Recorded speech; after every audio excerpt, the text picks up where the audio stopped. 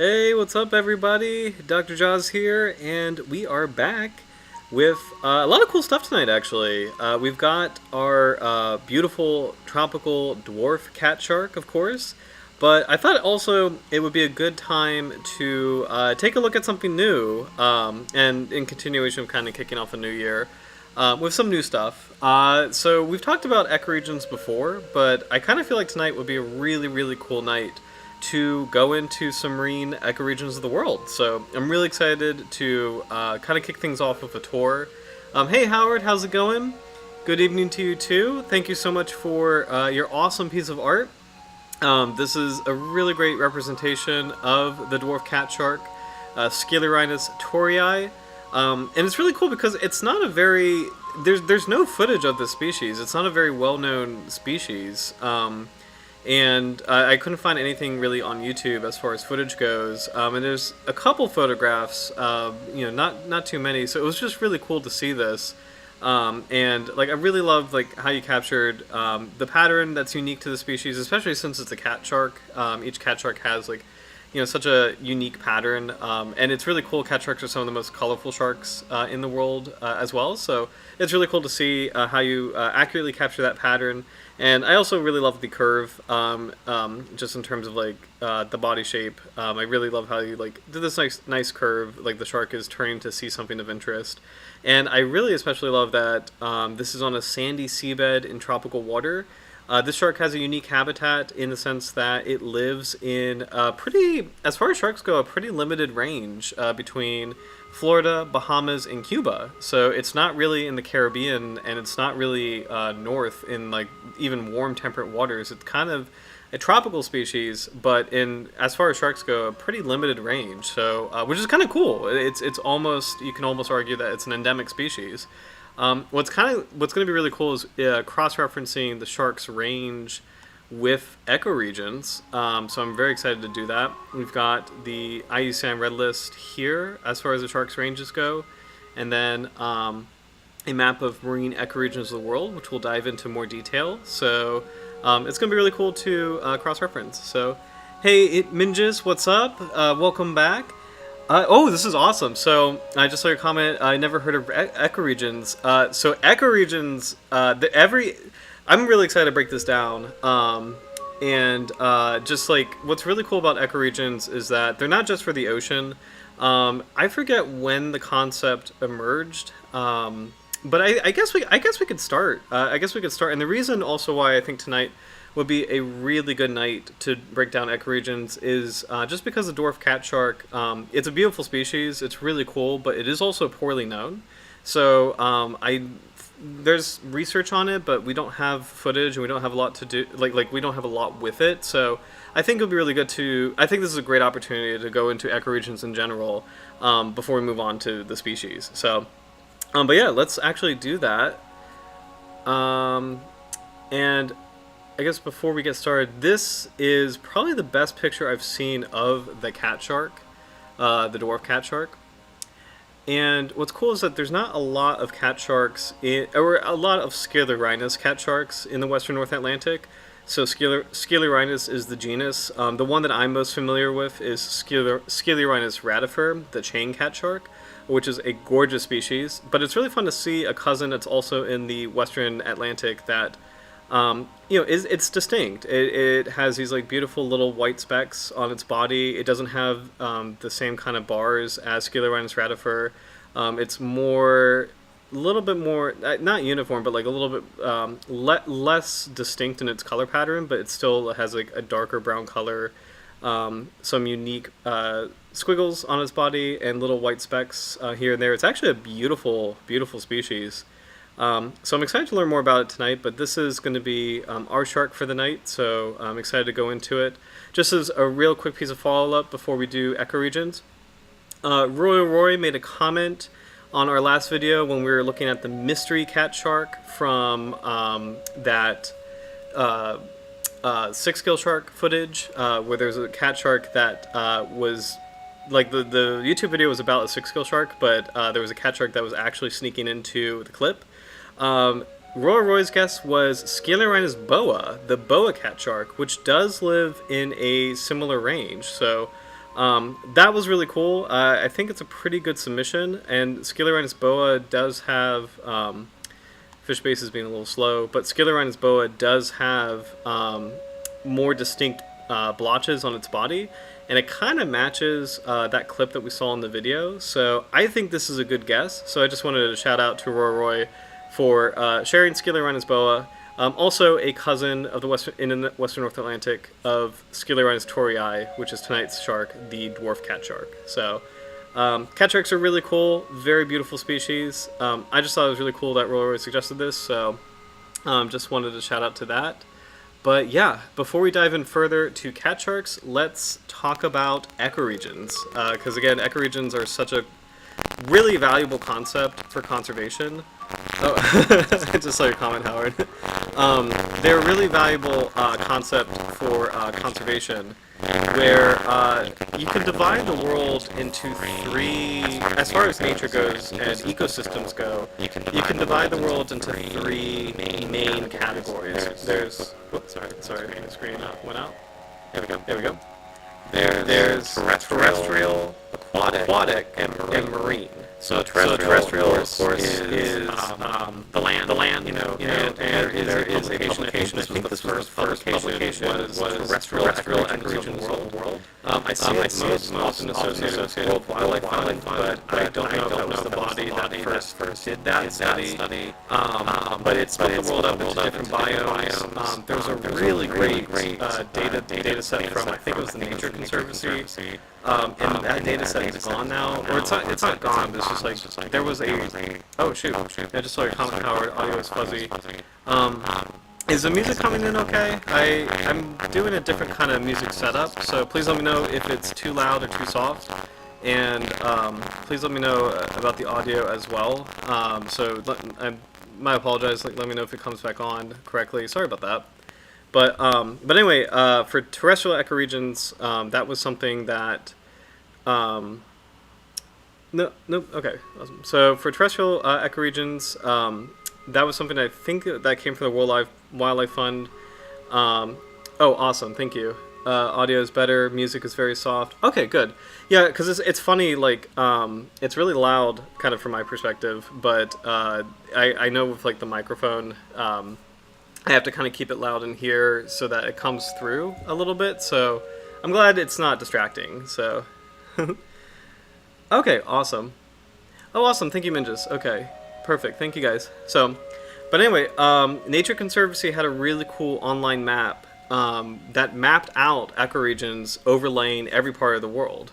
So they had a terrestrial ecoregion map, a freshwater ecoregion map, and a marine ecoregion map. Unfortunately, that core map, I don't think it's there anymore, at least from like the Nature Conservancy website I was on, and I've used this a lot, like in college and right after college, because I just thought it was fascinating. That map is gone, but there are a couple other maps. Freshwater ecoregions of the world and marine ecoregions of the world still have GIS maps that you can use. So, and we have one tonight that we'll go into. But anyway, so there's terrestrial ecoregions, which was like the first publication. Freshwater ecoregions, or aquatic ecoregions. These are ecoregions that are pure freshwater. So they are not estuaries. They have to be 0 parts per thousand freshwater systems, and you know, it seems pretty simple, but like when you get into estuaries, it gets a little bit complicated. But it's 0 parts per thousand, pure freshwater environment. So this would be like the Great Lakes or inland rivers. That's another set of ecoregions. And then the final part is marine ecoregions, which is, of course, my favorite. So that's all marine and estuarine areas in the world, and these marine ecoregions are divided into realms. So the first, I guess the way to kind of explain it is, and I have like the core publication here. This is from, hold on, let me zoom up. Marine Ecoregions of the World, a Bioregionalization of Coastal and Shelf Areas by Spalding, Fox, Allen, Davidson, Finlayson, Halprin, Jorge, Lambada, Laurier, Martin, McManus, Molnar, Rachia, and Robertson. I believe this was 2007, if I have that right. Yes, 2007 from Bioscience. But this thing is awesome, and this is like the foundation of our modern concept of ecoregions for the ocean. And the point of ecoregions is to divide the ocean into kind of chunks on like a conservation standpoint, where you can like identifying areas of the ocean that are kind of unique. Like there's something about them that creates endemism, like creates a unique set of organisms that doesn't really cross boundaries. So on the biggest scale, you can see that there's a difference between a difference between the temperate northern Atlantic and the Arctic. The Arctic is too cold for a lot of species, so they stick with the temperate northern Atlantic. Likewise, the temperate northern Atlantic is too warm for some species, so they stick with the Arctic. So it's basically identifying parts of the ocean that have natural boundaries or delineations that are so distinct that they kind of keep a unique collection of species together for the most part. So there's 3 layers to this. So the first and the biggest one are marine realms. And this map that I have right here are the main marine realms in the world. So we have the Arctic, the temperate northern Atlantic, which is my home realm. It's actually pretty much, it's a home realm for most of us on the stream. I think we have temperate northern Atlantic and temperate northern Pacific people. Depending on the watershed, we might have some Arctic people as well, but I just think this concept is so cool. I love the ecoregions. The tropical Atlantic, the temperate southern Africa, temperate South America, tropical eastern Pacific, temperate northern Pacific, the eastern Indo-Pacific, the central Indo-Pacific, the western Indo-Pacific, and temperate Australasia. So these are the 12 main ecoregions. There's something about each of these places that is distinct.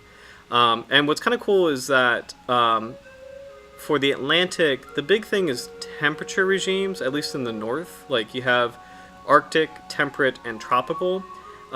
Whether you're on the American side of the equation or the African side of the equation, you're still kind of getting the same core set of species. When you get down to South America and Africa, or Southern Africa, it changes a little bit, where the South American fauna are more similar to each other than the African fauna, which are more similar to themselves. So I don't know specifically what the difference is between South America and Africa in terms of like what is causing this particular division, but for most of the Atlantic, the division is based on temperature as far as like the main level. So it's really cool to see kind of this breakdown. It's nice to know, like, once you break it down like this, it kind of makes it easier from a conservation standpoint in terms of if we maybe apply a certain measure or a certain policy to a certain area, how would we expect it to, or how effective would it be in terms of like, can it affect other areas, or is it a far-reaching or kind of more regionalized thing? One thing I can think of, for example, is in the temperate northern Atlantic, there is the North Atlantic Gyre, which is basically a complex of currents that works in a circle where you have the Gulf Stream in North America shooting up towards Iceland and the UK as the North Atlantic Drift, and then coming back down the coast of Western Europe and northwestern Africa, I believe as the Canary Current, if I'm not mistaken, and please forgive me if I got that wrong, but these regions are connected in a sense. They're all temperate, but they're all connected by the North Atlantic Current. There's a pretty broad exchange of animals or wildlife in this area, so it's really cool.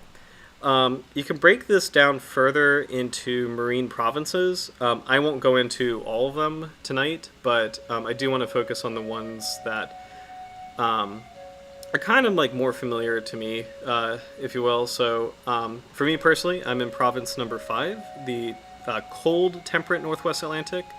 It's really cool to compare with province number 6, the warm temperate Northwest Atlantic, because there's such a big difference between the cold water and warm water fauna, and they're split off at Cape Hatteras, North Carolina. This is a really important transition zone where In zone number 5, you get a lot of like New England species like New England lobster or the North Atlantic right whale or like pike dogfish. Like these are or like lumpfish. Like these are all like cold water species. And then in realm number or province number 6, you get like much more like tropical fauna like like Dorado, like amberjacks, like Caribbean reef sharks. Like there's such a difference in temperature between these two realms that it does create something meaningful. Where there's a lot of warm water species kind of in the Carolinas and Gulf of Mexico and Florida, and then cold water species in the Mid Atlantic of the United States, the New England, the Atlantic provinces of Canada. So that's one example of like the realm splitting. But then finally, what's kind of cool, and this is a lot more interactive, is this website, Data Basin, which actually has all the ecoregions, which is the final breakdown of the realms and the provinces finally break down into ecoregions, which are these like purplish blue areas, and these are all unique and distinct for a specific reason. So I think we have, so Mingus, I think you are in the Gulf of Maine, Bay of Fundy. I believe you mentioned you were in Maine in one of the earlier streams. Please correct me if I'm wrong. But this is a really cool place. I feel like it's like the solidly cold ecoregion where you have like, again, like the lobster, the wolffish, like, big tough fish like swordfish and tuna and like great white sharks and basking sharks. Like, it's just distinctly like this really cool zone where the water is also very clear, very cold. You have nudibranchs, a lot of rocky reef areas that actually make for good snorkeling. It's freezing, but it's very good snorkeling. And then I'm in the Virginian Marine Ecoregion, which I love. It's a lot sandier, and it's more of a transition zone. It's more of a migratory zone. So we have a lot of sharks migrating north and south. So we have about 54 species, 55 species in this zone. So a lot of them are summertime species that come up during the warmer months. But we do have a handful of cold water sharks like basking sharks, dusky smoothhounds, or not dusky smoothhounds, sorry, basking sharks, dogfish. We also have great whites coming down here, mako sharks. And then in the summer we have bull sharks, tiger sharks, a lot of the hammerheads, very rarely whale sharks. But again, it's really more like a transition zone. The biggest thing about the Virginian is that it has a lot of estuaries, a lot of areas that are very high productivity, a lot of salt marshes and estuarine waters that create really great nursery grounds for a lot of fish, including sharks. And the water is also, for the most part, depending on where you are, pretty murky, especially in Virginia, North Carolina, quite murky. When you are further north, it's a little bit clearer. But, sorry, just kind of clicking out of here. But it's really cool to click around the map and see the different ecoregions and see kind of what makes each region different. So, I talked about the Carolinian Atlantic before. The big difference here is Cape Hatteras, and really specifically the Gulf Stream is close to the continent in the Carolinas, or the Carolinian, but then it shoots offshore by the time you get to the Virginian. So you have this, warm water that brings up a lot of warm water life, and then like this boundary creates a temperature regime where cooler species, like colder water species, kind of feel more comfortable being down in the Virginian, making it kind of like a unique mixing zone. So I always like thinking about the Virginian as like a cool water environment. So it's not really quite cold. It's definitely not warm. It's definitely not subtropical. It's somewhere in between. So as far as Virginia versus the Gulf of Maine, the big thing here is a feature called George's Bank, which creates a underwater. It's kind of like it's a bank, but it's basically like a very high relief feature in the ocean that creates a natural boundary between a lot of animals where, and it's also a temperature thing too, but George's Bank is kind of like a natural barrier between, a collection of animals being endemic to the Gulf of Maine and the collection of animals being endemic to the Virginian. That bank is really not a feature that a lot of animals like to cross, so it kind of justifies the creation of its own ecoregion, if you will. So There's more like this. So since most of our viewers are in the northern part of North America currently, so we've got the Virginian, and this map is really cool. It breaks it down into the ecoregion, which is the Virginian, the province, which is the cold temperate North Atlantic, and the realm, which is the temperate Northern Atlantic. The Gulf of Maine and Bay of Fundy. Bay of Fundy famously has the highest tides in the world, which is really cool. The Scotian Shelf. I forget what makes the Scotian Shelf unique in terms of like why it's so different from the Gulf of Maine and the other ecoregion, which is the Gulf of St. Lawrence Eastern Scotian Shelf. I would imagine the Gulf of St. Lawrence is significantly colder than the Gulf of Maine, but this one is really cool. The Southern Grand Banks, or South Newfoundland. This ecoregion is amazing because the Grand Banks is actually a huge shark habitat and a huge wildlife habitat in general, but like it's a famous fishing ground. But it's also a huge shark habitat where it's one of the most not biodiverse, but like biodense places on Earth as far as sharks go. Specifically dogfish. Grand Banks is a really important area for dogfish. So, moving up, we've got the Northern Grand Banks and Southern Labrador, which is part of the Arctic. You can see how that changes from the temperate zone to the Arctic zone. Northern Labrador. This is kind of fun because I have never really explored these ecoregions before. The Hudson Complex, which is kind of cool. It's actually a really big area. I think some of our Canadian friends, I'm assuming their ecoregion is the Gulf of St. Lawrence Eastern Scotian Shelf, because I don't think some of the places they're in drains into the Hudson Complex. I think the drainage is probably in the St. Lawrence River. So I think this would be their ecoregion, but I digress. I just think it's really cool. And then we definitely have some Pacific folks, so we'll take a look at this really quick. The Gulf of Alaska is a very unique place. The North American Pacific Fjordland is also a unique ecoregion. Oh, this is really interesting. I actually didn't know there was a difference here. Check this out. You've got the Oregon, Washington, Vancouver Coast and Shelf, which is a uniform place. But then you have Puget Trough, Georgia Basin. That's actually extremely cool because I didn't realize there was such a difference between these two places. I didn't realize that the difference was big enough to justify that being its own ecoregion. That's really exciting. As some of you might know already, I visited this place last summer, which is absolutely gorgeous. Amazing snorkeling. A lot of really cool wildlife. I unfortunately have not seen any orca whales, but I did get to swim with a harbor seal, which is fun. But this is like the realm of Free Willy. It's a really, really cool place. But I didn't realize that it was so different from the offshore environment. So that's really, really cool. So yeah. Let me check the comments really quick. Sorry, I get so obsessed with this because I think it's so interesting. But hey, Roy, what's up? Just saw you were there. Let's see. Oh, thank you. I just saw your comment, Minjas. Thank you. Temperate Northern Atlantic must be the best one. I mean, it's my home ecoregion. I'm biased, but I very much love the temperate Northern Atlantic. It's very cool. I mean, a lot of unique animals. I'm definitely in love with the Atlantic, honestly. Like, I love my sharks. So, let's see.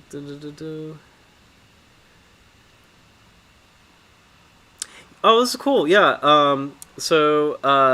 I love this comment. It's so insane that there could be such defined barriers in the ocean. I understand it's due to many factors, but so mind-blowing to learn. Yes, so it's really cool because I especially love, as far as marine ecoregions go, like I think it's safe to say that the boundaries are fuzzy. I would say with temperate ecoregion, or sorry, what am I saying? Terrestrial ecoregions, those boundaries are pretty fixed because it's such a different environment. Like everything is, in temperate ecosystems, everything is pretty stable for the most part, in the sense that you're not going to see a lot of change. Like as far as like there isn't anything like currents that actively bring animals to different locations. Like we have wind and pollen and like weather, but it's not really the same dynamic. So it's kind of cool to see that like for temperate ecoregions, those boundaries are a lot stricter and kind of easier to identify because the big thing about temperate ecoregions is the plants. Like, in terms of like what is the plant life like? What kind of plant habitat, what kind of plant species can you see, and like where do the species start to change? Kind of in my part of the world, there's a distinction between like southeastern temperate mixed forests and Appalachian forests, where the elevation creates like a really significant difference between like the plant life. And that's a pretty easy ecoregion to define. Like you can make a line between like, okay, where does this like certain tree grow and where does a certain shrub grow? Like you can make those lines pretty strictly and cleanly. But with marine ecoregions, it's really cool. Like to your point, like the boundaries are fuzzier because the ocean changes so much, and some of these boundaries are fluid themselves, like the Gulf Stream. The Gulf Stream is absolutely a fluid boundary where it extends part of the it extends. Or let me rephrase it. It can intrude inwards a little bit and get closer to the continent. It can go offshore a little bit and get farther away from the continent. So it's definitely not like super. It's not super set in stone. However, if you wanted to make these delineations, these are pretty sensible for the most part. Underwater features can have pretty powerful impacts. George's Bank, for example, is a really sensible one to me. This one is really cool, the Bermuda Platform. Because this is actually a tropical ecoregion. It's on the same parallel as a temperate ecoregion, but because this is on the inward belt of the Gulf Stream, the kind of wildlife you see here is actually tropical. It's more closely related to the Bahamas than it is to the Carolinas, which is pretty cool. And that makes sense because the Gulf Stream kind of acts as like a constant supply of warm water and kind of a barrier from cold water organisms. Like like a lumpfish would not be comfortable crossing the Gulf Stream to go to Bermuda. He likes to be in nice cold New England waters. So on the one hand, to your point, there is a little bit of fluidity between the boundaries. So it's nice to kind of see these as a framework, and they don't have to be super hard. But on the other hand, it is very useful to have these as a boundary where you can implement maybe like a policy or strategy in the Virginian and caution it with like, well, there's not really much exchange between fish that might have nursery habitat in the Virginian and fish that might have nursery habitat in the Carolinian because there is a difference in temperature. Cape Hatteras, again, is like the northern limit for a lot of species and the southern limit for a lot of species. So from a shark perspective, the big example for me is Caribbean reef sharks. They do live in the Carolinas, but they do not go this far north. So you can't really do Caribbean reef shark, like management strategy in the Virginian because they don't really exist here, but you can do it in the Carolinian. So maybe on a state example, maybe the state of Virginia or the Commonwealth of Virginia could implement, a strategy for other species and invest resources in those species. But South Carolina can consider like, oh, hey, are we doing things that might help Caribbean reef sharks? And, like it's not a Virginia decision, it's a South Carolina decision because the species only occurs in the Carolinian. I don't know if that makes sense. It was a little convoluted, but like the point is the whole point of ecoregions is that they're a useful framework for conservation where they're observing natural tendencies in the ocean, natural patterns where it's like, okay, whether I'm on the east coast of Florida or the west coast of Florida in southern Florida, I'm kind of getting the same wildlife. Like I'm getting the same kinds of animals, and it makes sense to kind of be considerate of both coasts as we implement strategy or conservation for example, like protecting mangrove habitat. Let's consider that, manatees in Florida could maybe migrate between the two coasts because environmentally they're the same ecoregion. They're very similar. So It's really cool, a really fun framework. I love it, and I think it's pretty ingenious. So, again, this website is on DatabaseM. If you Google Marine Ecoregions of the World and just type in data or find the DatabaseM one, this is the map that I'm seeing. I believe there's about 200 of them, so we won't go into every one tonight, of course, but it's really cool to see just how colorful the ocean is. And my favorite thing about it is we have a lot of great, ocean shows, but I sometimes have felt like they've created an illusion that the ocean is small, and this is not intentional, but it's just like there's some shows and programs that kind of show the same animals and the same wildlife over and over again, and it kind of creates an illusion that like, oh wow, I guess dolphins are everywhere, or I guess sharks are everywhere, and like it's sometimes you sometimes lose the sense of the scale of the ocean, just like how unbelievably enormous it is and how unbelievably diverse it is.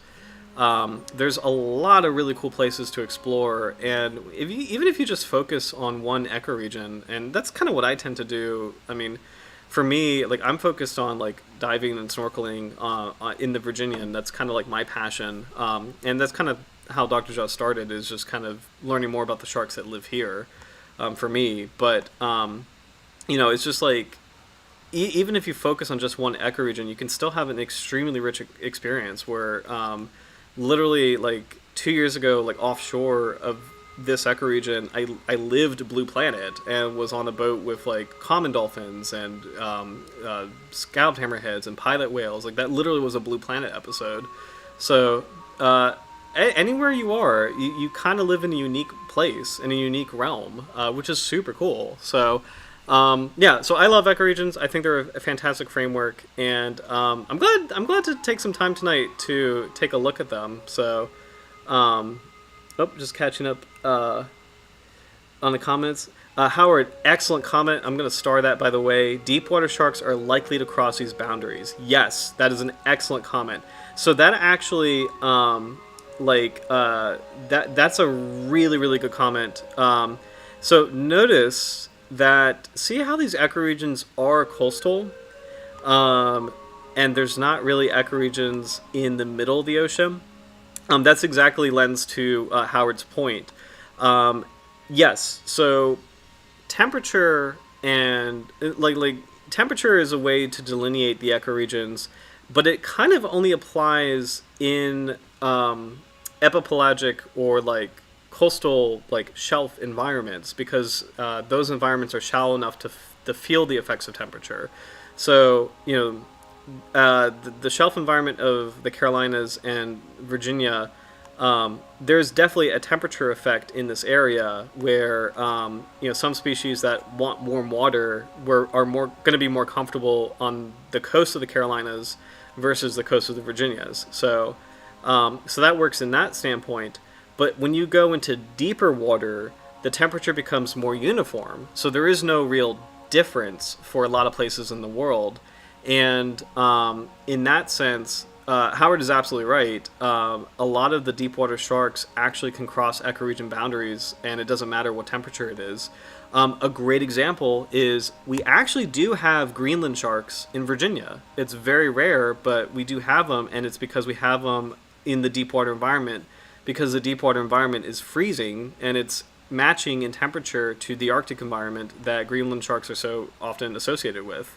So Greenland sharks can occur in shallow water in the Arctic, but they can also occur in deep water pretty much along this coast, regardless of what ecoregion it is. So that's an excellent point, and I'm really glad you brought it up, because again, you can see that there's a lot of blank patches on the map, and that's because these are open ocean, deep water environments where it's like you can't really make a meaningful delineation with that kind of habitat, because it's pretty uniform, and a lot of deep water species are going to be in a uniform environment and cross those boundaries pretty easily because there's no real change.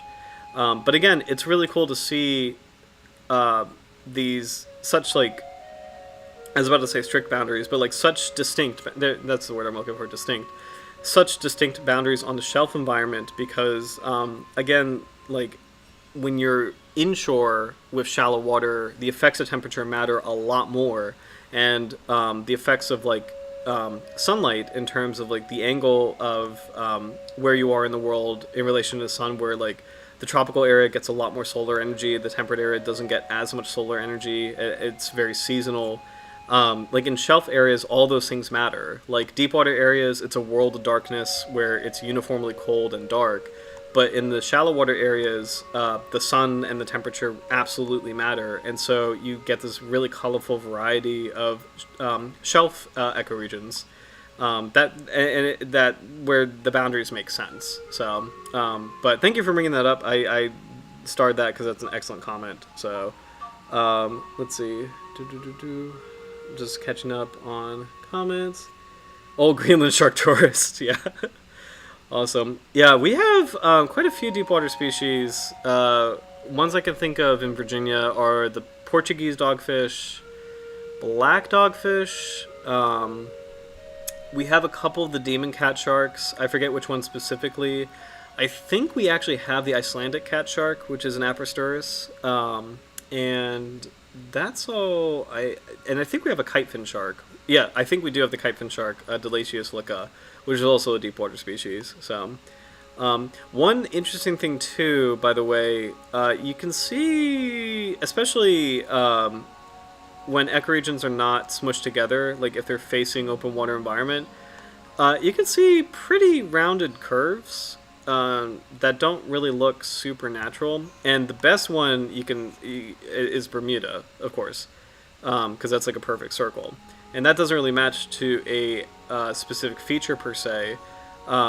So what's going on there is the outer limits of these ecoregions sometimes overlap with the exclusive economic zone, which makes sense again from like a management standpoint, because you can only, like for the most part, you have the most ability to manage fisheries in your exclusive economic zone. You cannot manage a foreign country zone unless you were working together. But anyway, so the exclusive economic zone, I believe, is 200 miles offshore. Let me make sure I got that right. There we go. Good old Noah. Noah will let us know. No more than 200 nautical miles. There we go. 200 nautical miles. Okay. So the outer limit of the exclusive economic zone is no more than 200 miles offshore, at which point the zone ends. In Bermuda, this perfect circle comes from the ecoregion is encapsulating what makes Bermuda unique, but it also encapsulates Bermuda's exclusive economic zone, which is 200 miles offshore from the island. So it makes sense from a management standpoint where ecoregions aside, the island of Bermuda has exclusivity or exclusive economic rights to this zone. Everything in between Bermuda and the continent is international waters, so whatever goes, goes. But in this zone, this is Bermuda water. In this zone, this is American water, and so on and so forth. So if you see these like odd little bulges, that don't really necessarily correlate to a specific environment, chances are it's probably overlapping with the exclusive economic zone. So Bermuda's the best example. You can kind of see that with Nova Scotia a little bit too. This one, the Southern Grand Banks, is different, where it's actually matching the continental shelf pretty well, which is kind of interesting to see. So, but this one is a really good example. The Azores. This is encapsulating the actual physical features of the ecoregion plus the zone. So like these little indents and curves are the exclusive economic zone projecting from each island. So pretty interesting. So that's an interesting standpoint. That's also something that kind of delineates marine ecoregions from terrestrial ecoregions, where I don't think terrestrial ecoregions are designed like that. But also it kind of makes sense anyway, because exclusive economic zones also correlate with shelf areas or shallow water areas, because a lot of fisheries or wildlife is actually concentrated in shallow water areas versus deep areas, so kind of makes sense. So, but Any other questions? Because ecoregions are really cool, and I'm really glad we spent time on them because, again, this particular cat shark, there's just not a lot of information on it, so I just wanted to make sure that we had time to, like it wasn't like a tiny stream. Like I just want to make sure we had time to kind of explore some things in the ocean, and I thought this was a really good night to explore this. So, but any other questions on ecoregions? I'm trying to think if I have anything else to say about them in the meantime. Because I think I covered... Oh, yeah. I actually do have one more thing to say about them that does tie into the cat shark. Let's see where our dwarf cat shark lives in correlation with the ecoregions. So, and this is actually exciting. This is a pretty specific range map from IUCN Red List. So, and you can see that it looks like this shark is kind of in like these... It's almost like a trough. Like, it's not really hugging the coast as much. It's just a bit offshore. So, let's see. We've got the shark in deep water off Jacksonville, Florida. So let's see where that is on the ecoregion map. That is Carolinian. So there's Jacksonville right there.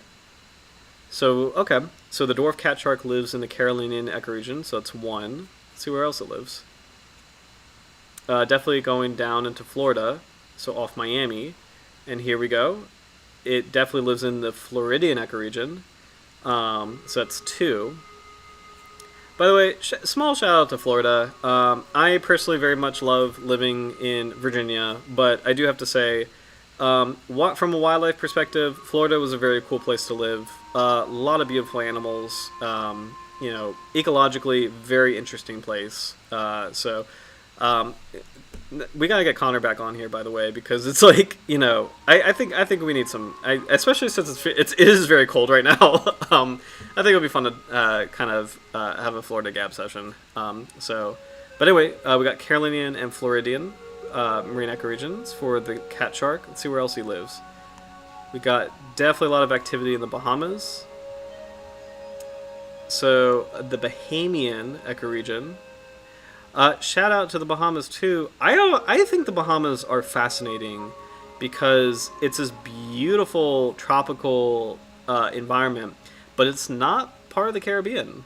The Caribbean is actually, of course, the area between Cuba, I don't know if you do call this the Spanish Main anymore, but like Cuba, Latin America, and then the Azores, the Antilles, not the Azores. Oh my God, I'm losing it. The Antilles, or the West Indies, yeah, which I think is the same thing.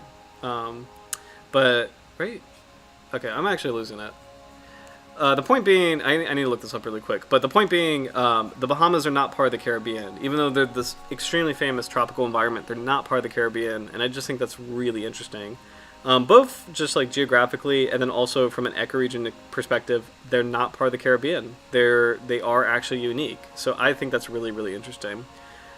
So that's three. We got Carolinian, Floridian, Bahamian, and Cuba. We definitely have got Cuba.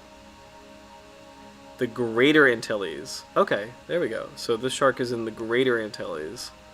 Okay, so I was right that this is the Lesser Antilles. No, that's the Eastern Caribbean. Hold on. Lesser Antilles. Okay. The Lesser Antilles are a group of islands in the Caribbean Sea. Great. This is also known as the West Indies, right? Okay. The Lesser and Greater Antilles, together with the Lucayan Archipelago, are collectively known as the West Indies. Got you. Interesting. And the Lucayan,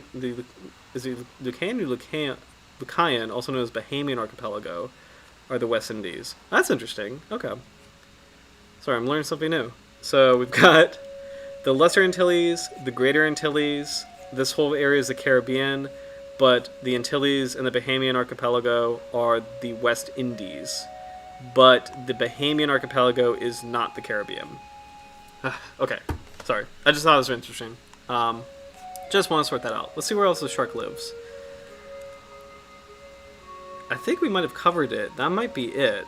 So that was 4 ecoregions: the Carolinian, the Floridian, the Bahamian, and the Greater Antilles. So 4 ecoregions. That's still pretty unique, but more than I was expecting. Because on this map, it looks like it covers a pretty small range. But then when you cross-reference with this map, it's actually dipping into 4 pretty unique areas. So that's actually really cool. So, alright. I'm catching up on some comments. Let's see. Oops. I just saw a really good one. Oh my gosh. Is it true that in Florida alligators roam around like squirrels? That's a great question. So the rumor I always heard was that cottonmouths are like squirrels, but like I don't think that's true. My first cottonmouth was in Virginia, so I don't know if the cottonmouth thing is true. As far as alligators go, I actually will say, you know what, Roy? That's a really good question, because I will say that it is good advice to assume there's an alligator in every pool of water. Any pool of water you see, like even like a puddle, it's probably good advice to assume that there's an alligator in there, just to be on the safe side. And like that sounds dramatic, but that's actually legitimately good advice.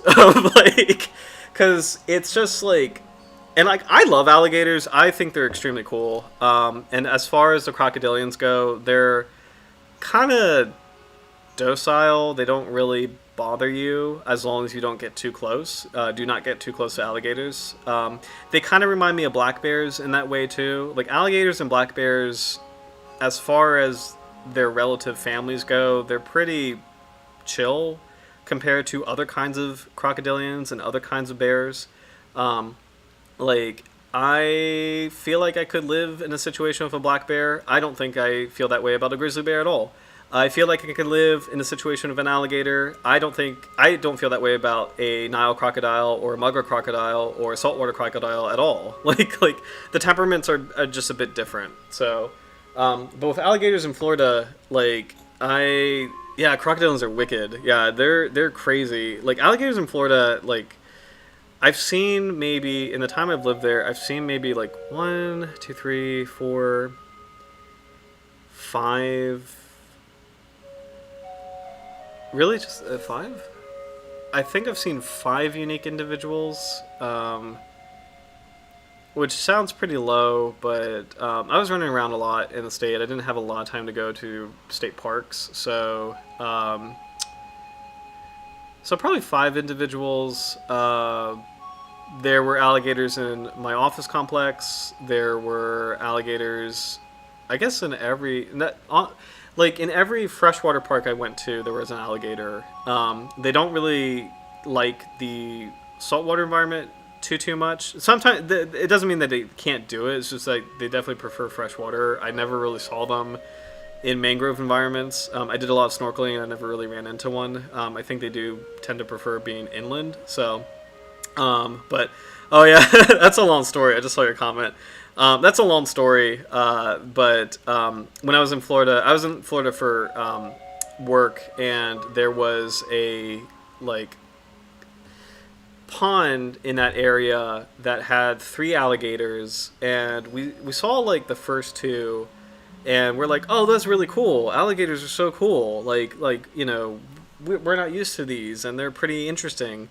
And then a few weeks later, this gigantic, horrifying, I've never seen an animal this big, horrifyingly big alligator walked to the pond, and I'm not even joking, it was as big as a car, as long as a car. And I've never had that. I love animals and I love wildlife, but I've never had that reaction before. It's like, this is not real. This is too big to be real. This is not a real animal. Largest alligator I've ever seen. Definitely as long as my car. I can't really put an actual probably footage on it, but terrifyingly big. And that's the one that really sent fear down my spine, where it's like actually that one's actually like that one could probably like you know, that one could do some damage. You know? As far as general advice goes for alligators, I'm sorry, I'm just kind of on this like tangent right now. But as far as general advice goes for alligators, I'm very comfortable with safely viewing them from a distance. I do not feel comfortable approaching them. If I'm on a higher elevation and I see one in the water down below, I will take time to maybe take a picture. But I will mind everything it does. Alligators are very fast. They are surprisingly speedy. They can leap vertically out of the water pretty quickly. So it's not an animal to underestimate. But as far as like, you know, crocodilians go, it's definitely the most docile and the most chill of the crocodilians. So I love alligators. I love seeing them. I've told my girlfriend multiple times we should go see an alligator someday, and she is not down to clown with that. But like, I love them. I think they're cool. I think they're really cool. So, but anyway, oh, I love this fuzzy audio. The alligator is trying to silence you. Yeah. Thanks, Minjas. Oh my gosh, yeah, like they're awesome. What's actually one really cool thing about Florida too is that Florida has crocodiles as well, but they're very rare. It's the American crocodile, which I think is an endangered species. Let's look that up really quick. And I promise, like, I hope it doesn't seem like I'm holding out, because it's just there's not a lot on this shark species, so I promise this is not so much filler as, like, you know, bonus stuff. This is bonus stuff.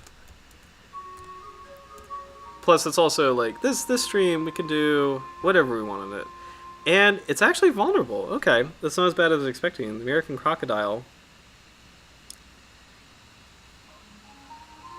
This is not... No. Okay, come on. I think this map is loading. Because I know this is in Florida. This is definitely in Florida.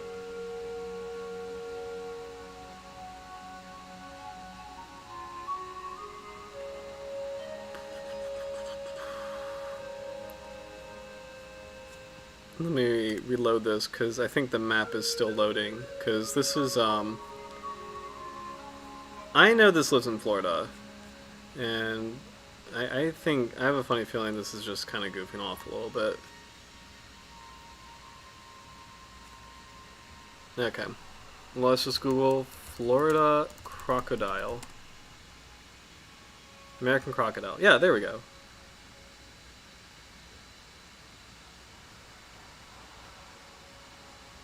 There we go. American crocodile. Crocodilus acutus. Florida status, federally designated threatened. Oh, cool. Okay.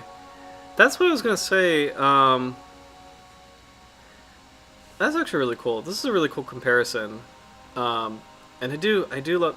the great Steve Irwin always said that crocodiles and alligators look like dinosaurs. Scientifically, that's not accurate, but, like, aesthetically, he's absolutely right. I love the look of these animals. Especially, the top is the American alligator. Fun fact about alligators, when they're juveniles, they have a beautiful black and yellow striping pattern. And then as they get older, those stripes fade and it becomes a uniform gray. But American alligators are beautiful when they're young. But this is a cool comparison of an American alligator, American crocodile, and a spectacle caiman. And I forgot that spectacle caimans also live in Florida. So, very rare, but that's actually really cool. And, what? Sorry, I promise I'm getting back to the cat shark, but, like, what? Oh my... So, okay, so I'm having a moment. I lived here. Like, I lived in Bradenton, specifically Perico Island in Florida, and I lived in American crocodile habitat. Damn, I thought they lived in the Everglades. I didn't think they lived that far north. Oh man, I kind of missed out. Damn, that's really exciting. If we get Connor back, we gotta ask him if he's seen American crocodiles. They're very rare, but I had no idea that they were that far north. That's awesome. That is so cool. Okay, very cool. Alright, crocodile time over. Let's finally... Oh, no, still a crocodile. let's finally take care of our dwarf cat shark. I mean, no apologies because it's like perfect night to do this, but like Scyliorhinus torrei, you have been overlooked, and we need to address you. So here we go. Cool thing about let me catch up the comments really quick. So hey Bruce, what's up? Just saw your comment. Welcome back. Let's see. So Howard, also I couldn't find definitive prey items for the shark. Yes, I expect this one to be probably a benthic feeder and probably, I'm going to guess invertebrates, but let's check it out. So Scyliorhinus torrei, the dwarf cat shark. Great to see that it's least concerned. That's always exciting. Sharks as a whole do need our help, but it's really wonderful to see the sharks that are actually doing okay in the least concerned status. And let's check this out. Let's just check the assessment out in detail. All right. The dwarf cat shark is a small deepwater shark that in the western and central Atlantic, ranging from Florida, the Bahamas, northern Cuba, Puerto Rico, and Virgin Islands. It appears at depths of 229 to 550 meters, but mostly below 366 meters. Now that's really cool because that is a twilight zone shark. So that's really fun to see, like where it's like this guy doesn't really live in shallow water at all, which is cool. I actually really I really like that, and it's kind of fun thing about cat sharks in general, like at least in the Atlantic. Because in other parts of the world, cat sharks can be in tropical environments. One of my favorite examples is the coral cat shark. That was one I used to really love as a kid, and that's in the Pacific. But in the Atlantic, I'm used to cat sharks being in the deep, because the chain cat shark is a deep water shark. This one is a deep water shark, and there's another one, the blackmouth cat shark, I think is what it's called. Scyliorhinus canicula, if I have that right. But that's also a deep water shark. So my guess is, a preliminary guess would be, I know we have deep water corals, and I don't know if that is a part of why they live in that environment.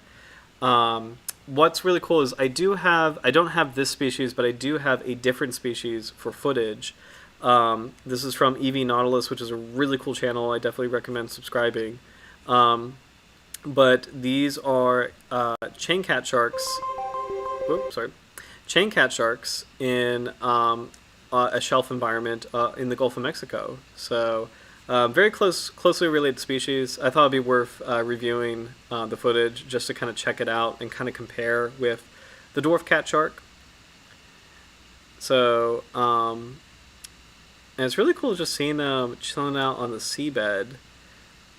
They are buccal pumpers, so they can actively pump water over the gills to make sure that they get oxygen. They're absolutely gorgeous. Like, I love that. And you can see there's like a little one right there hiding in the hole. But I love that pattern, that beautiful like cream. Oh, there's one moving. There we go.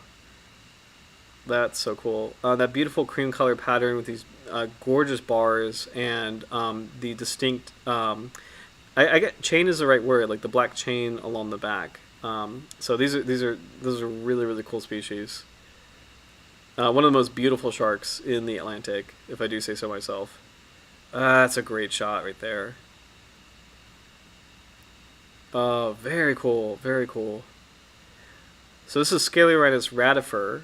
So again, a cousin of Scyliorhinus torrei, the dwarf cat shark. Definitely more distinct in markings and occupying in similar habitat. So we have these in the north. Mingus, you definitely have these in New England. I have these in Virginia. I believe this shark does overlap in range with the dwarf cat shark. So yeah, let me replay that again because I just noticed that the music is off. So I'm just going to play that really quick while I get the music back on because it is a beautiful piece of footage. So I'll be right back.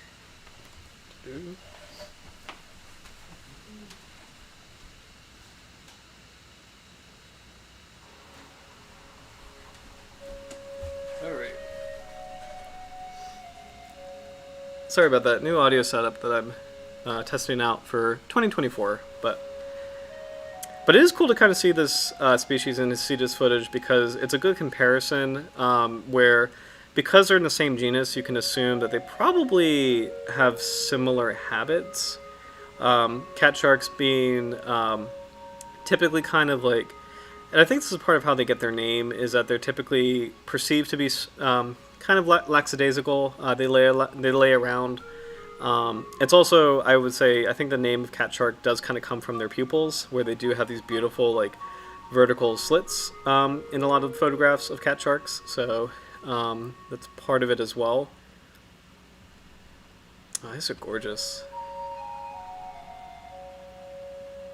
Again, I would say, I would even argue this is probably one of the most beautiful sharks in the ocean. Just like, it's like this gorgeous marble pattern. It's really, really cool. I'm really excited for when we do chain cat sharks. One day in the future, I think that's going to be a fun one to do. It's a species that's near and dear to my heart. But yeah. Again, as comparison, here is the dwarf catshark. You could definitely see a very big difference in the pattern.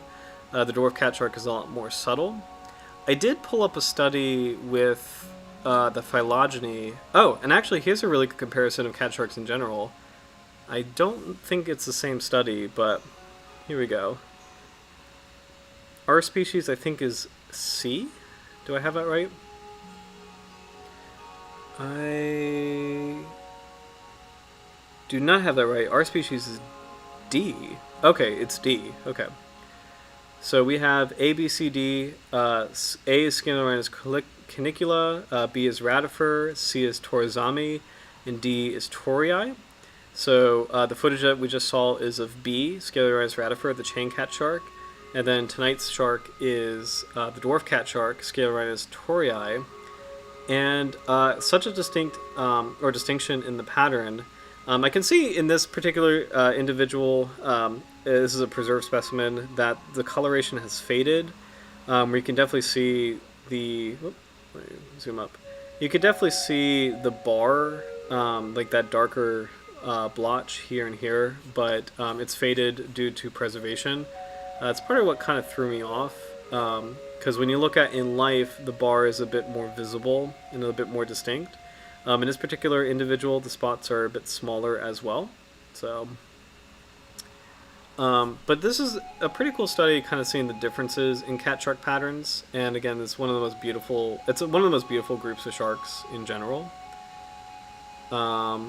Is G a pajama shark? Let's check it out. Let's see what these guys are. E is Atelomicturus fasciatus. F is Parmaturus anguli. G is Porodoma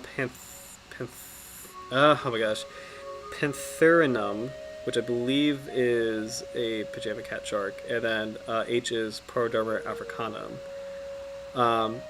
When I was first studying sharks, I thought Scyliorhinus was the only genus for cat sharks. And boy, was I proven wrong. Cat sharks are probably the most speciose family in all of sharks. There's quite a few of them in the world. This is what I was looking for. I found a really cool phylogeny of the cat sharks, and I specifically just wanted to see where the dwarf cat shark, Scyliorhinus torrei, is in relation to Scyliorhinus radifer, and they actually look pretty different, or they were pretty distinct from each other. Scyliorhinus radifer is in this cluster. It's more closely related to Scyliorhinus boa. And Roy, I don't know if you're here for that, but I did a shout out for you where you identified Scyliorhinus boa as the shark that was in that 6 skill footage last week. So thank you. I really appreciate your comment on that video. So I just want to shout out again. This was a species that you identified for the 6 skill shark last week. So it's really cool to see. It's actually a close cousin of Scyliorhinus radifer, which occurs in a very similar environment. But it's kind of wild to see that these two guys are actually pretty removed from Scyliorhinus torrei, the dwarf cat shark. So yeah, that's actually pretty fascinating as far as the phylogeny goes. And it's actually, this is a really cool study where cat sharks as a whole are a group that I'm probably not the least familiar with as far as sharks go, but they're so speciose and they're so diverse that It's going to take me a while to kind of catch up with them. The only one that is standing out to me right now, aside from Holohala Iloris, looks familiar, but like Aprostoris is the only one that's really screaming out to me. These are the demon cat sharks, Aprostoris longocephalus. I forget what species that is, but the genus Aprostoris is the demon cat shark, and it's really cool to see that demon cat sharks are pretty removed from the ones that I'm really used to, which are the Scyliorhinus.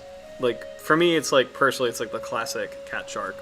But anyway, so that was a cool little snapshot of like the phylogeny of the species. We'll probably come back to that in a little bit. But getting back to Iocene redlist, let's see. So we know that the dwarf cat shark lives in the twilight zone. The species occurs outside the depth range of current fishing activities and therefore is not suspected to be taken as bycatch anywhere in its range. Well, that's really good. Population trend is unknown, although is suspected to be stable based on the low level of fishing effort within its range. Therefore, there is nothing to infer or suspect population reduction at this time, and the species is assessed as least concern. That's really awesome. And I am now very curious about Scyliorhinus as a genus, because I know the chain cat shark is also least concerned. So let's check it out. Is there any cat shark in Scyliorhinus that is actually in trouble? And it looks like there is. So the nurse hound, Scyliorhinus stellaris, is vulnerable. Most of these other guys, I hope these pictures load. Sometimes Iocene redlist does not have pictures. Let me catch up on the Oh, hey! Very cool. Roy, I just saw your comment. I got to see some chain cat sharks pups in my home aquarium. They were so small. Oh, that's so cool. Yeah, like chain cat sharks are really popular in at least in North American aquaria. They have some in the Virginia Aquarium and Seco Science Center, which I've talked about a couple times in Rye, New Hampshire. They're pretty cool. Really great aquarium shark. Let me refresh this because I feel like these should be images loading up.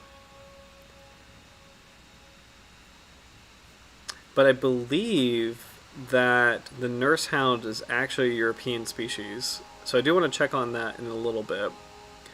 But let's see, we got white saddle is fine, Cabo Frio is fine, dark freckle is fine.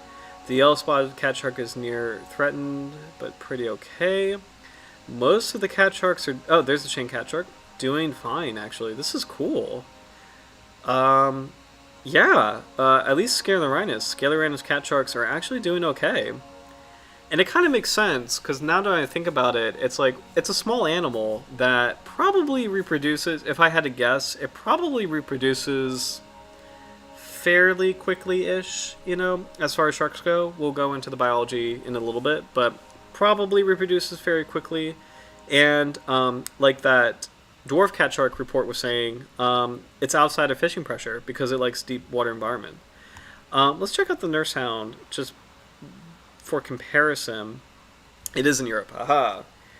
So this is in the North Sea area and the Mediterranean. I may have mentioned it before, but as far as the temperate North Atlantic goes, the Mediterranean is arguably maybe the ecoregion that's in trouble the most. Let's actually break that down a little bit. I do want to see how oh yeah, you can see the Mediterranean is actually a pretty complex ecoregion. What do you got? The Alboran Sea, the Western Mediterranean, Tunisian Plateau, Gulf of Sidra, the Ionian Sea. This is really cool because this is like the Adriatic Sea. These are very famous, you know, Aegean Sea, Greek and Roman, Levantine Sea areas. Oops, sorry. And then the Black Sea. So Mediterranean is a very complex area as far as the ecoregions are concerned. But as a whole, comparatively, I would say if I had to pick an area in the temperate North Atlantic that's experiencing the most shark trouble, or as in terms of like sharks doing poorly conservation-wise, I would say the Mediterranean is probably in general the most heavily impacted area, which makes sense. It's surrounded by human populations, whereas other areas like the North Sea, at least there's some like relief, and in the North Atlantic kind of similarly. But let's see what's going on with this one, the nurse hound. I'm kind of curious, really quickly, what's happening with this species.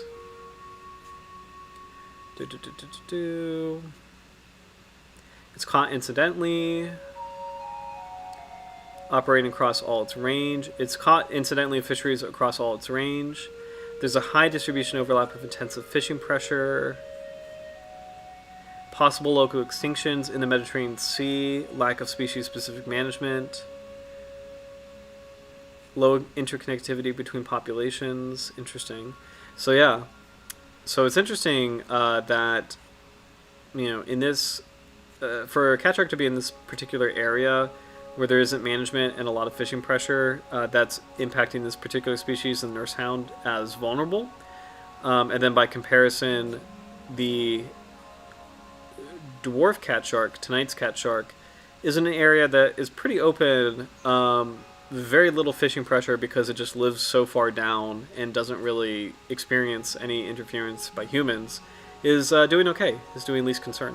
So let's see if Scyliorhinus has anything on biology. Habitat and ecology, here we go. Not much. Maximum size of 32 centimeters. It is oviparous, like all catsharks, or at least the Scyliorhinus. It lays eggs, but nothing else is known of its biology. So, very helpful. I regret nothing as far as crocodiles and ecoregions, because I think this is an understudied species. So, for a future shark scientist, choose the dwarf catshark, Scyliorhinus torrei. It's a good shark to study because we don't have really a lot on it. Let's check out our good friend Fishbase. Now this is interesting.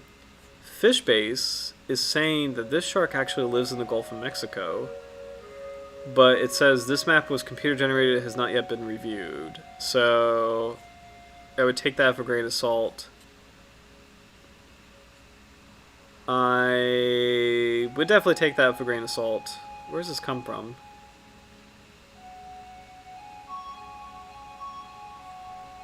I would take that with a grain of salt. But while we're at it, theoretically, oh, I went a little too far. I broke it. It's broken. Oh, is it really broken? Okay, no, it's not. Okay. Sorry, I got too excited. Sometimes this database and map is a little temperamental.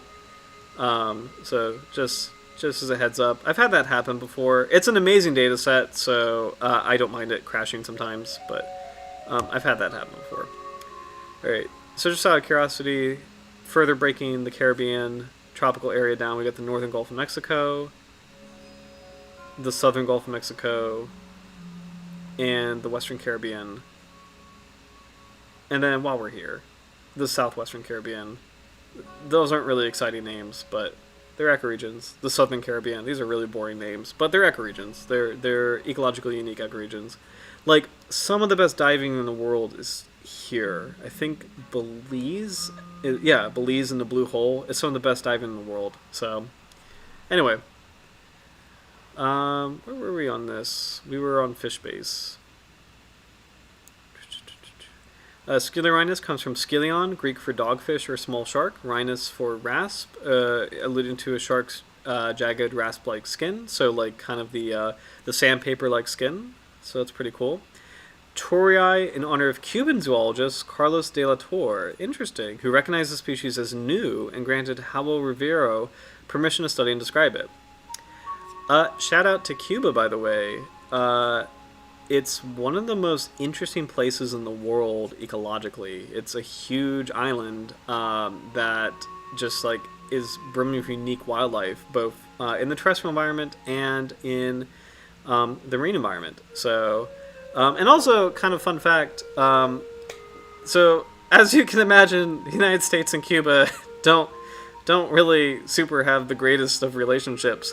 But my grandmother was one of the last people to visit Cuba when Cuba was a very popular tourist destination. Before that was not the case. So like, but yeah, it was really cool. Like my grandmother, late grandmother, she had like really interesting like brochures from the hotels and the resorts that she was staying in.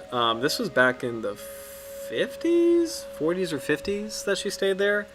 And it's really cool looking back on it because it's like, wow, like she was in one of the most like ecologically rich places, in like the tropical Atlantic. It's an amazing place for just wildlife. So I always think that is really cool. It's one of the most, for me personally, it was like one of the most impressive things that my grandmother ever did. Was actually, she was one of the last people to visit Cuba, or one of the last Americans to visit Cuba before that was not always an option. So it was very interesting to hear that story. So, but ecologically, very, very interesting place. So, and it's really cool to see that Scyliorhinus torrei, this tropical dwarf cat shark, is named after Carlos de la Torre. So, interesting.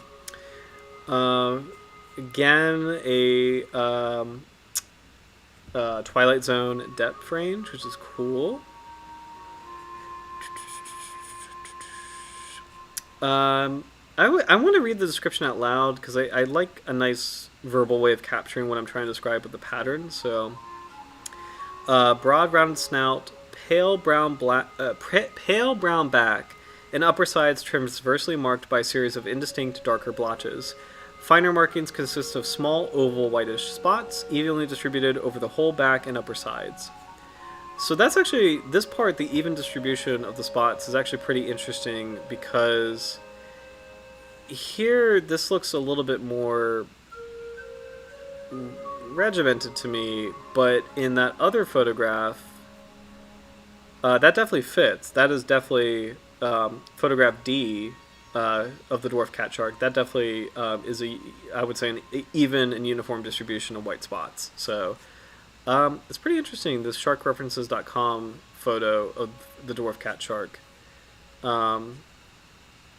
It makes sense, but like it's interesting how it actually kind of looks a bit different.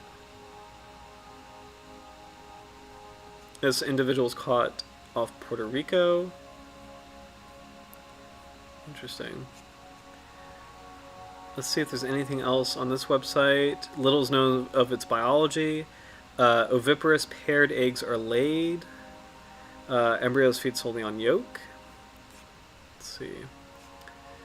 Let's check out sharkreferences.com, which, by the way, actually does have... I spend more time on the actual literature, but sharkreferences.com actually has a really nice landing page for each species, so which we don't really use that much, but let's check it out. This is a good test case. So we know that the species was named in 1936. Some new, rare, and little-known fishes from Cuba. Proceedings from the Boston Society of Natural History. So that's the first paper in which it was described. This is the first description of the holotype. You could see darker bars in the white spots, so it's maybe not the greatest illustration, but those are actually really good tooth drawings, very good dermal denticle drawings. So, is this the type specimen? The holotype. So this is the original specimen, which is sort of the anchor for the species. So if you find any other sharks that look closely like this, you have to compare it to this holotype to verify, yes, this is the species that this is the same species. Like this is Scyliorhinus torrei. So this is like the type definition or the anchor of what Scyliorhinus torrei means. Like this is the core example of this shark, and this is the individual specimen upon which the idea of the species is based, and the characteristics that make the species a species are described. So, very damaged in preservation, but it's still the holotype. This is a much better. I mean, this almost looks alive, actually. This is a much better preserved specimen. Very beautiful, actually. And Howard, you mentioned a comment earlier about a shark looking pregnant. Did you mean this one, or did you mean there's another one? I had Scyliorhinus boa. Because I'm looking at this, and the stomach does look a bit distended. So that's a good question. I'm looking at this now. That's a really good question, actually.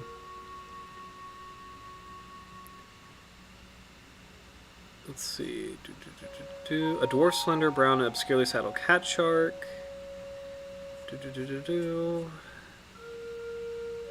Head and body relatively deep, slender and narrow.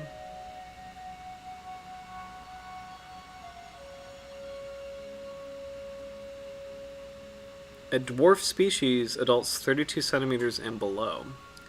Really quickly, because length always gets me, let's convert that to inches. I'm just kind of curious.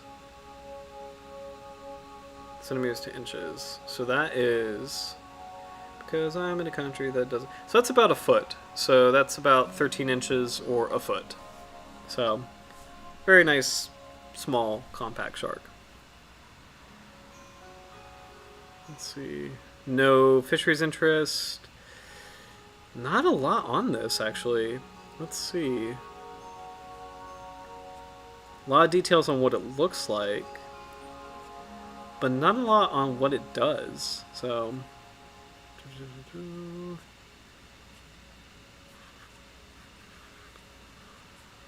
yeah, not. Really cool image. Oh, sorry. I always do this on this website. There we go. Really cool image on the teeth. So tricusp, very small teeth, but like you can see the little cusplets and the main cusp of the tooth. It was kind of cool if this was like scaled up. This would be like a really impressive almost like an Atota's tooth or something, because like, as far as the shape goes, that's actually a pretty wide blade with the two little cusps, but scale wise is very tiny. So this could be a generalist predator of fish and small invertebrates. I would not expect this to eat mollusks. I would think this would probably, based on the tooth type, be like softer prey items. Really great. I don't know. I mean, that's a pretty wide blade, actually. So let me catch up on comments, by the way. Awesome. So Howard, yes, you meant this one as far as potential pregnancy. So interesting. Yeah, that's a good observation. I wonder, because it does look unnaturally distended. Some of that could be preservation. Some of that, I don't know. That's a really, really good question. So, oh wow, Mingus. Grandma also has ties to Cuba. Lived there until the whole Castro thing. Wow, interesting. This is really, really interesting. Oh, Roy, tiny anguistidans, awesome. Now this is like a deep cut. You know, that's super cool. It's like, so that is we gotta have another fossil night soon, actually. Like another fossil contest soon. So I will organize that soon, because I think it is time. I think it was around February that we did that one last year, because I distinctly remember, this is going to sound really nerdy, I distinctly remember watching Dinotopia in February. and like, it's not good, but it's very charming. It's very, very charming. But I was in such a fossil vibe. I actually went fossil hunting this weekend. I didn't find any shark teeth, unfortunately. I found a really nice ecphora. I did not keep it because I'm not really into, there we go. Actually, I didn't keep it because I'm not really into mollusks. It's not really my thing, and I feel bad kind of collecting a fossil that I'm not really into, so I let it sit for other collectors to find. But I was in the York River area and found a really cool formation that had beautiful orange ecphora. This is the state fossil of Maryland, and yeah, it's a beautiful animal with pretty distinct ridges. There's nothing else, at least in this part of the world, that looks like it today, as far as I know. But like, it's a gorgeous species. But that's probably the coolest thing I saw this weekend. I did not find any shark's teeth, unfortunately. I've been lucky at that park before, but unfortunately not this weekend. But anyway, point being is we gotta do a fossil contest soon, because the whole last year, just we did our megalodon contest with like on my end, I was marathoning Dinotopia with the megalodon stuff, and that was super fun. It's not a good show, but it's a fun show, so I very much enjoy it. So let's see what else we got on this species. Oh, this is a new photograph. This is from the Smithsonian Tropical Research Institute. Oh, this is cool, actually. Look at this. Okay, this is nice. Okay, because that's actually a good example of okay, the original description was talking about even distribution of spots, and you can actually see that in this photograph. That's actually a pretty even distribution of the spot pattern. So that's really cool. Awesome. Let's see if there's any information on it. No crest of denticles on margins. These are all the features. It lives on soft and hard bottoms. And that's all we got.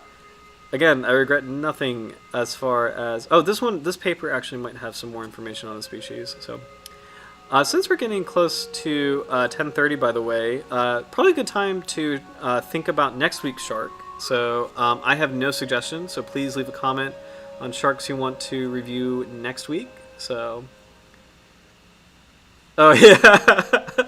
Mingus, well, this is how I'm finding out Dinotopia had a TV show. Yes, so Dinotopia had... Oh, man, it had a movie in the early 2000s. I want to say it's 2002, with David Thewlis, who is most famous as Professor Lupin in the Harry Potter movies. He's also in a couple cool things, like he's in Dragonheart, and Barkskins is probably the newest thing I've seen him in. He's a great actor. He's in a lot of cool stuff. But David Thewlis is in Dinotopia, the 2002 movie. It's very charming. It's very dorky, but it's very charming. And then there is a TV series after the movie that's also in the same time period of the 2000s. So it's a lot of fun. I definitely recommend it. It's goofy. It is one of the craziest things I've ever seen, and I really enjoy it. So, let's see. I think this was the paper that had this Scyliorhinus torrei. Nope. Torrei. I might have misspelled Scyliorhinus, but I want to find... I saw a paper that had a species profile, and I do want to find it. This particular paper has information on all of the Scyliorhinus, and I just specifically want to find a profile of our guy. And I think this might not be the right paper. I know I saw this somewhere. Oh, here's another image. This is a preserved specimen of Scyliorhinus torrei. Again, you see the uniform spotting. I'm actually really liking comparing these images because I'm seeing more and more why the uniform spots are actually a distinguishing feature of this shark. So, and here we are again, the uniform spotted for Scyliorhinus torrei.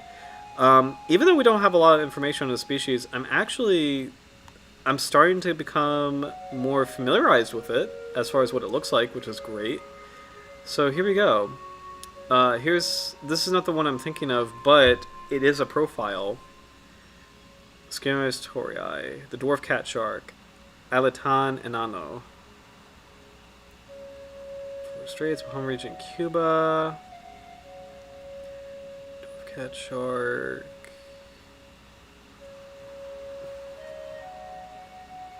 the name white-spotted catshark is more descriptive. However, dwarf catshark has been used earlier and more consistently and is the FAO-approved name. Catshark is too generic and the common name of the family. This is interesting because I think there is a white-spotted catshark already as an English name. I think that name is already taken. And actually, dwarf catshark works because, as noted before, this is a small species, 32 centimeters or 1 feet, or 1 foot. That's a small species. So I think that actually works. Maybe the ideal would have been the dwarf white-spotted catshark, but I digress. Alatananano is an approved name. Other names used are Gattaca. Interesting. But that's also used for the Spanish common name of Scyliorhinus boa, which is really cool. Roy, this is the boa catshark. Very cool. So interesting. Let's see. It's kind of cool seeing these together, like Scyliorhinus boa, Scyliorhinus radifer, Scyliorhinus torrei. These are all Western Atlantic cat sharks, which I think is really cool. I'm used to just the one chain cat shark, but it's kind of cool to see the other two, kind of in the same context. It's just kind of fascinating to me. Hook and line. Talk about where they found it.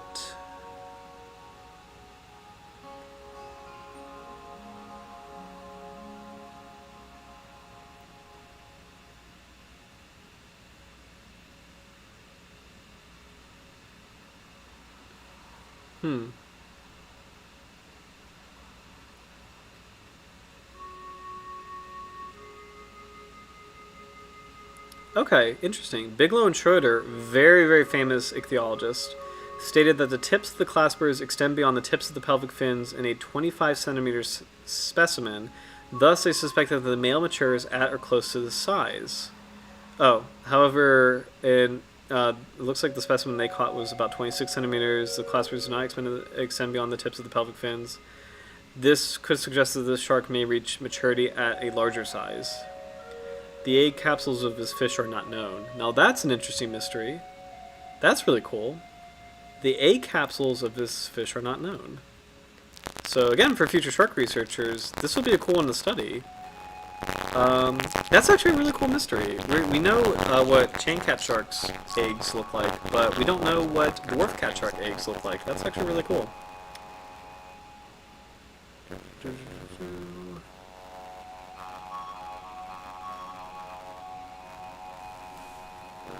Okay, so it's not a lot of notes on this. Also, this brings up an interesting point, and I don't remember off the top of my head.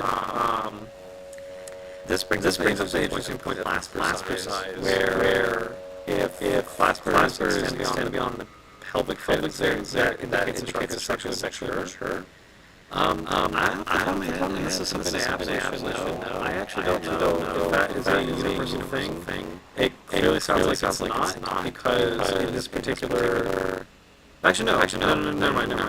I'd love to follow up on that, because that is a very good question that I never considered before, how clasper size correlates with sexual maturity in sharks. So, here's the paper that I was looking for that has a profile of Scyliorhinus torrei. So let's see if there's any more new information. Let's see.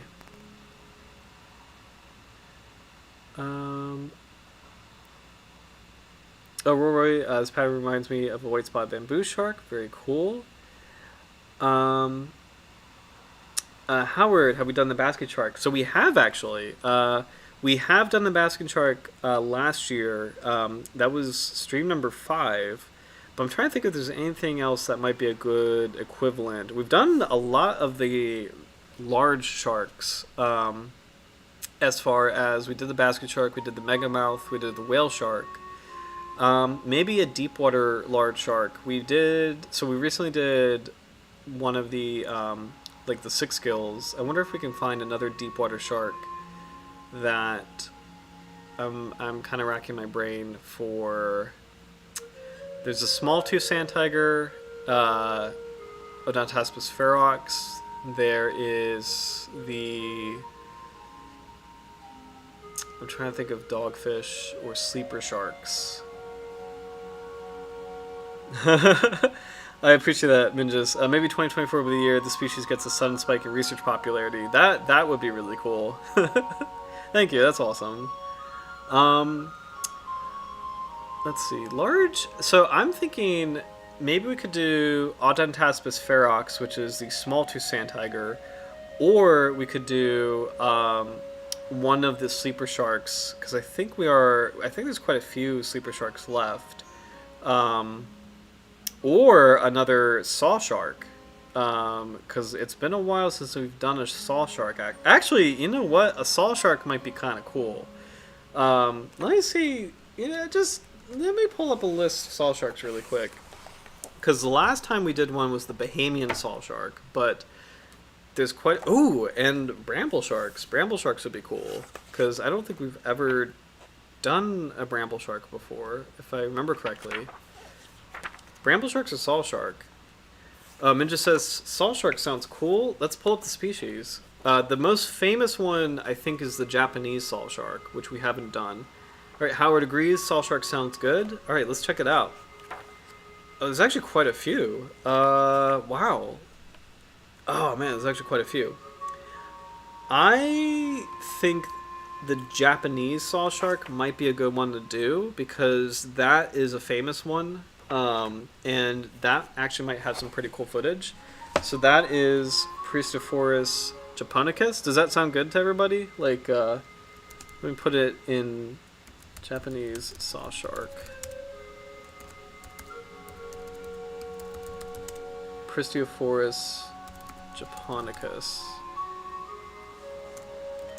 There we go. That one might be really cool. Awesome, awesome. All right, so yeah, we'll do that one next week, because that was the first saw shark I've ever heard of, and I loved what we did last year with the Bahamian saw shark, or the Bahamas saw shark, because I had no idea we had saw sharks in this part of the world. Like, I'm always used to saw sharks being Pacific, so that was the coolest thing, and that was a recently discovered species too. But like the classic one for me is the Japanese saw shark. That is like, I think I've heard of that in like my first shark book, which was like in the 90s. So super cool. So yeah, all right. Next week we'll do the Japanese saw shark. Awesome. And I'm excited. That's increasing our shark biodiversity. Because like I know I suggested a sand tiger, but like we did so many lamniforms last year that it's cool to kind of branch out. So. I also vote, after the saw shark, we should probably do another angel shark soon as well. So, just to kind of help with the biodiversity count. So, but alright, saw shark sounds awesome. Let's check out this profile in Scyliorhinus torrei. I have a feeling this is going to be just the physical features, but let's just check it out. Scyliorhinus torrei differs from all its congeners by presenting a body light brown to caramel with spots beige to cream colored.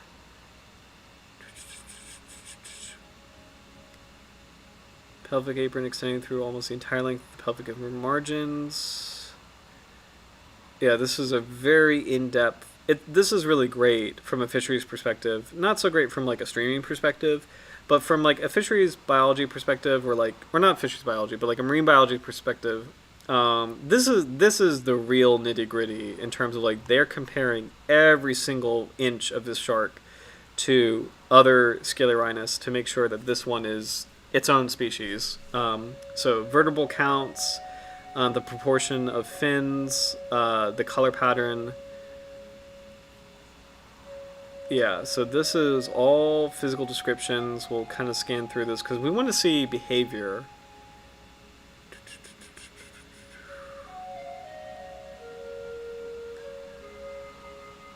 Okay.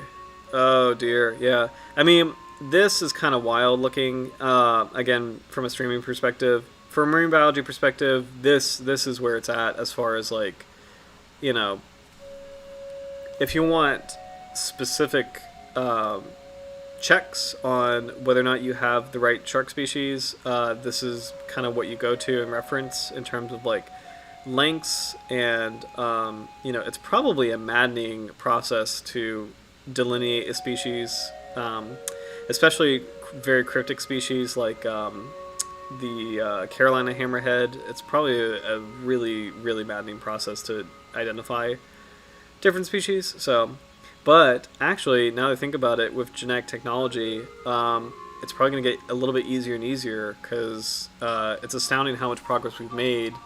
I definitely think you can probably we could probably arrive at a technological point where you can take a DNA sample of a shark and quickly have it analyzed in a very reasonable time frame, and it's like one and done. So I don't know. I'm just kind of rambling. Let's see. More physical features. This is the holotype specimen. We saw this photograph before. These are new-ish photographs. These are actually pretty interesting. This is actually a good view of the teeth. You can see it's actually a very cute face. You can see the ampullae lorenzini, the electric sensing organs here. Howard made a good guess earlier about diet, including worms. I think that's a very, very good guess, and I agree with that, just based on just the tooth size and the overall size of the shark. It's very cute, actually. I like dwarf cat sharks. This is super cool. This is a very, very cute shark.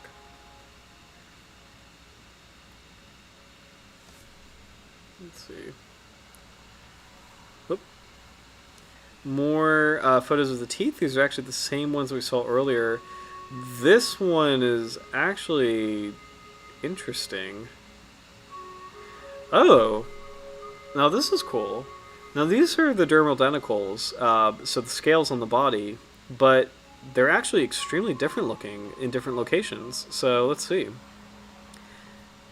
A through C is a female from Cuba. D through F is a male from Cuba. A and D is a region above the pectoral fin base. B and E is a region below the first dorsal fin origin. This is very interesting. And then C and F is a region below the second dorsal fin insertion.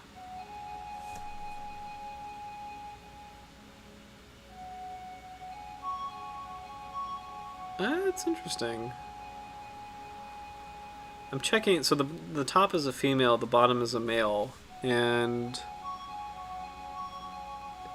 this is a really cool photograph. I'm checking to see if there's anything you can see that would be sexually dimorphic, meaning that there's a difference between males and females. I'm not seeing anything strong as far as a difference. If you compare, like, you could definitely see a strong difference between different parts of the body. And it's really cool to see that the scales are actually very different looking across different parts of the body. But as far as between the sexes, I don't really think there's a difference that I would say is sexually dimorphic. So it was pretty cool, though. My favorite shark sexual dimorphism is sand devils, which is a kind of angel shark, where the boys have little thorns on their fins and the girls have smooth fins. I always think that one is really cool. So.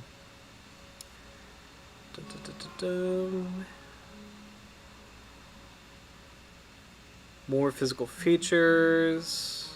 This is definitely a very in-depth physical study. And I'm just scanning through it because I just want to see if there's anything relating to its biology. And I know we're getting closer to 11.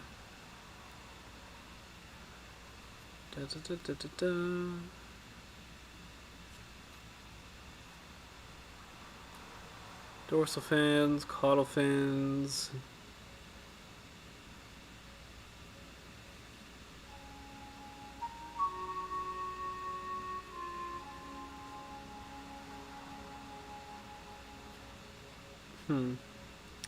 Distribution. Very similar to the IUCN Red List map, which is great. So it looks like the Gulf of Mexico stuff is bunk. Biological data. This is the smallest species of the genus. Okay, I will take that. I will take that as something unique and new. So, of all the Scyliorhinus, the dwarf catshark is appropriately named because it's the smallest one. So it's the smallest Scyliorhinus, which I never knew before. So that's actually really cool. It's nice to see something new and unique about a shark species. Let's see.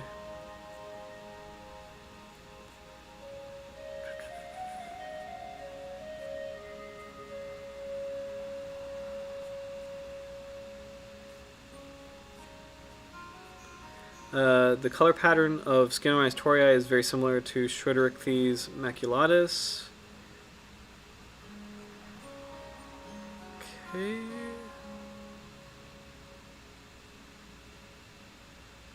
And that's it. So the biggest piece of information is that it's the smallest one in its genus, which I will take. I will take at this point. So the last website I had, this was just kind of for fun. This is kind of a cute website called Wildlife Journal Junior, which is new, and I actually kind of liked how they broke it down. Like, the kid in me would have loved this website, so I do want to kind of take a look at it and shout out to it. So it has a little description on cat sharks in general. There's over 100 species of small sharks in this family. Most species are 3 feet long, but they can be 1 to 5 feet in length. Long cat-like eyes, 2 small dorsal fins. Most species have stripes, spots, or patches, and most lay their eggs in egg cases. So a really cool, nice little description of cat sharks in general. But I love this little key where they have the conservation status of each species, so least concern, near threatened, vulnerable, endangered, critically endangered, extinct in the wild, or extinct, which is like the IUCN Red List. This is interesting, the U.S. status, so, which I'm actually not as familiar with. Threatened in U.S., threatened in New Hampshire? NH? Hold on. Is that New Hampshire?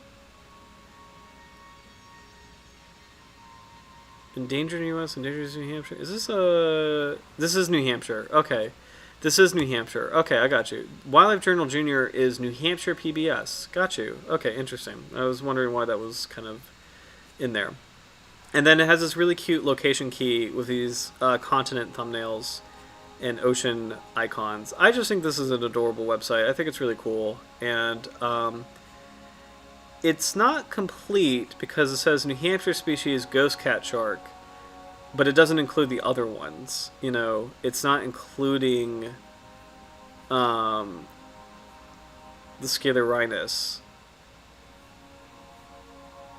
But I don't know if it's trying to make a statement where it's like the ghost cat shark is the only one that can only be found in New Hampshire, and then the others are more inclusive, like North American. I think that's kind of what they're saying. That's my guess on this, but I could be wrong. Okay, so like the only one, that's what I'm guessing how this is organized. But I like these little icons. I just think it's kind of a cute website. So, and there we go. We got the chain cat shark, Scyliorhinus radifer, dwarf cat shark, Scyliorhinus torrei. What does this button do? Oh, picture. There we go. Oh, this is cool. I really like this website. Sorry, I didn't mean to sound like I was calling it out earlier. Wildlife Journal Junior. This is really adorable, and I think it's really cool. And let's click on the pictures while we're here. Let's see. Let's see. So Icelandic cat shark. This is the one that this one's cool. Check that out. This is the one I mentioned earlier that is in the deep water area of the Virginian. Very cool. The spongehead cat shark, Aposturus spongiceps. I don't think I've heard of that one, actually. Photo is not loading. Let me try again. That does not seem to be loading. Okay, sad. The swell shark. Oh, that's a great picture of a swell shark, actually. Very cool. The rough-tailed cat shark, Galeus ri. This is the one that I'm thinking of. As far as like Scyliorhinus radifer, and this one are the two that I'm used to. So Scyliorhinus torrei is new to me, so that's really cool to see the rough-tailed cat shark. The white-paddle catshark. Ooh, this one's beautiful. That actually looks eerily similar to some of the photos we've seen of Scyliorhinus torrei, and I'm kind of curious if maybe there's a reason for that. The blotch catshark. This is an interesting photo. Catsharks as a whole are really, really cool. And then just one more shout out to the chain catshark. Any more photos from catsharks around the world? I see one, the coral catshark. This is the one I mentioned earlier. It's a beautiful and adorable species. Very cool. Oh wow, there's actually quite a lot. The dropboard shark. That one's nice. I like that photo. The Australian swell shark. Ooh, that one's cool. I kind of like that's like kind of like a rougher looking swell shark. I kind of like that. You know. Oh, the Japanese swell shark. Oh, that one's really pretty. It almost has like kind of like these like hexagonal spots. That's a really cool shark. The blackmouth catshark. Oh, it's just a small illustration. I'm pretty sure that's a European species. The tiger catshark. Ooh, that one's really cool. Wow, very interesting. The puff adder shy shark. These, oh, so cute. This is a familiar face. We had a shy shark last year. Shy sharks famously cover their faces with their tails if they feel threatened. So this one's the brown shy shark. Very, very cute sharks. The dark shy shark. Ooh, I like that one. Very cool. Pajama shark. Proderma africanum. So I think I got the other shark in the other photograph wrong. The leopard cat shark. That's the one that I misidentified. Proderma panthernium. Very beautiful species. The small spotted cat shark. Very pretty. Oh, this is a famous species, actually. This one is actually in quite a few shark books. And then finally the nurse hound, which we took a look at earlier. Gorgeous, gorgeous animal. But yeah. Really cool website. I'm really glad. You know, it's a bit impromptu, but I actually really like looking at the different cat sharks and comparing the color patterns. And it's interesting, especially in comparison with our cat shark, which I have newfound respect for Scyliorhinus torrei, the dwarf cat shark. I never heard of this species before, to be quite honest, and it's a rare. It's a. I shouldn't say it's. I don't think it's like maybe rare, but it's definitely rarely known. Like it's definitely a species that is deserving of a lot more attention, a lot more study. Great candidate for shark research in terms of just like, wow, there's really not a lot that we know about it, and it's right here. So especially for students in some of the best shark schools in the world, like Florida has some really good schools, like this is a really cool species to study. So go for it. I think if there's an opportunity to learn more about this shark, I think it's a really cool candidate. So very cool. But I think with that, we'll wrap up for tonight. But this was fun. This was a bit unexpected. We did the ecoregions of the world, which is really cool. I loved capping it off with just reviewing all the cat sharks and just taking a quick peek on that website. That was an unexpected surprise, and I really liked that, actually.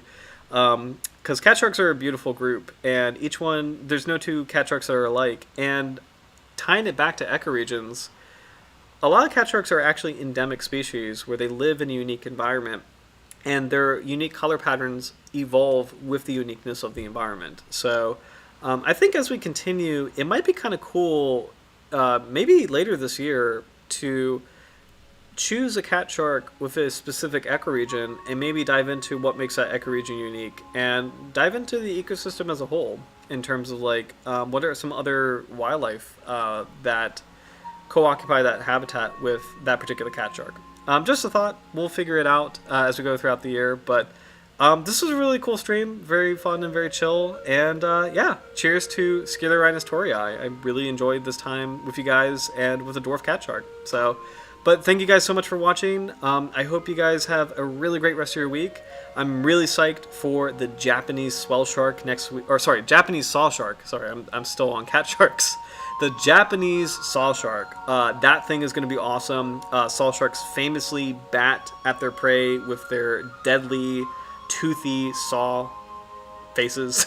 And it's just such a unique group of sharks. There's only a handful of species in the world, so it's been a long time since we've done a saw shark, but I think it is due. So yeah, Japanese saw shark is going to be awesome for next week. But take care, guys. I hope you have a great night. It's great to see everybody, and I will see you guys next week. So cheers, everyone. Bye.